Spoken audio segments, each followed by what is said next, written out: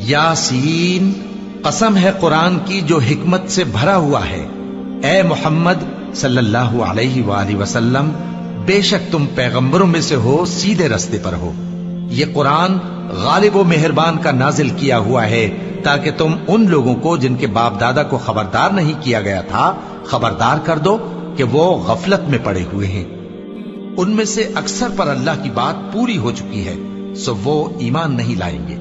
हमने उनकी गर्दनों में तौक डाल रखे हैं और वो ठोड़ियों तक फंसे हुए हैं, तो उनकी गर्दनें अकड़ी हुई हैं, और हमने उनके आगे भी दीवार बना दी और उनके पीछे भी, फिर उन पर पर्दा डाल दिया तो ये देख नहीं सकते।